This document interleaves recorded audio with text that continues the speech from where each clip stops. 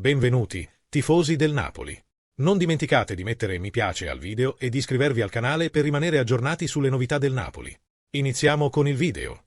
Un'analisi della stagione in corso e del futuro. Se ricordate la mia prima conferenza stampa a Di Maro, dissi che dovevamo prepararci perché sarebbe stata una stagione complessa.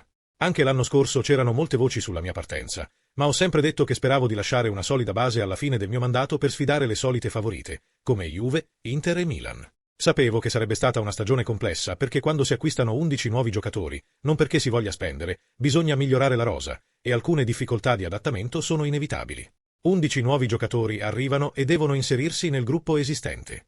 Alcuni giocatori hanno avuto difficoltà ad adattarsi, e questo ha significato che non abbiamo affrontato tutte le competizioni con il numero di giocatori che avevamo previsto. Inoltre, ci sono stati molti infortuni, ho sentito parlare di metodologia, e a Napoli l'ho cambiata. Meret si è rotto il piede e Di Lorenzo il ginocchio. Ci sono stati degli infortuni seri, e quando succedono, bisogna saper gestire la situazione. Complimenti ai ragazzi, con Elmas e Vergara, che erano pronti, sono stati giocatori chiave.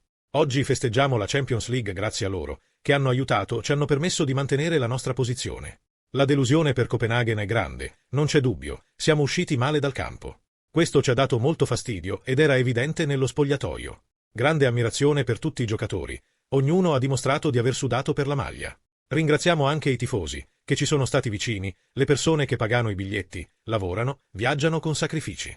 Avrebbero potuto rinunciare a noi, ma non l'hanno fatto. Oggi festeggiamo la Champions League, ora vogliamo coronare il tutto arrivando secondi, e in 2 anni è tanto. Il futuro? C'è ancora una partita, sono amico del presidente. Sono arrivato in un momento difficile dopo aver finito decimi. La situazione sembrava molto cupa. Ho promesso che quando la mia esperienza sarebbe finita, avrei lasciato un gruppo solido per dare del filo da torcere a Milan, Juve e Inter, che partono sempre un passo avanti. Se il Napoli sarà una spina nel fianco ogni anno e riuscirà a eliminarci ogni 2 anni, sarebbe fantastico. Il presidente conosce molto bene i miei pensieri per il prossimo mese, i lati positivi e negativi. Gli aspetti negativi mi sono piaciuti meno. È importante essere chiari con lui, gli sarò sempre grato, a prescindere da cosa succederà l'anno prossimo. Mi ha dato l'opportunità di vivere in un ambiente come quello di Napoli e di festeggiare. Mi è sempre stato detto che vincere a Napoli è come vincere 10 volte in un'altra squadra. Quanto sono migliorati MC Tominay e Højlund?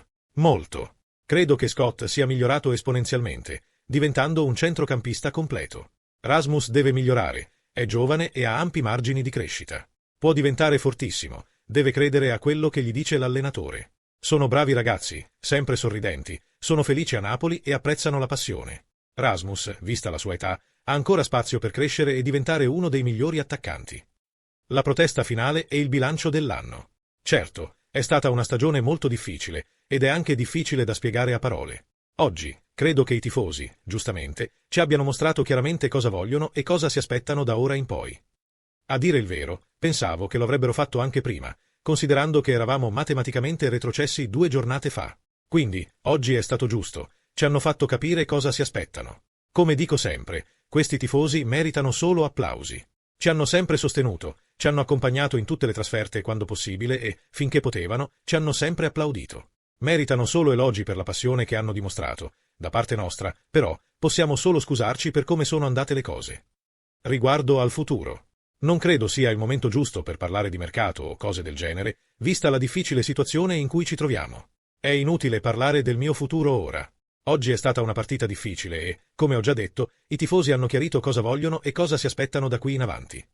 Per quanto mi riguarda, ho ancora un contratto con il Pisa fino al 2028. Quindi, per ora, non c'è altro da fare che aspettare e accettare le decisioni della società per il prossimo anno, come è giusto che sia. Qual è la tua opinione, tifoso del Napoli? Metti mi piace al video e iscriviti al canale. Forza Napoli sempre!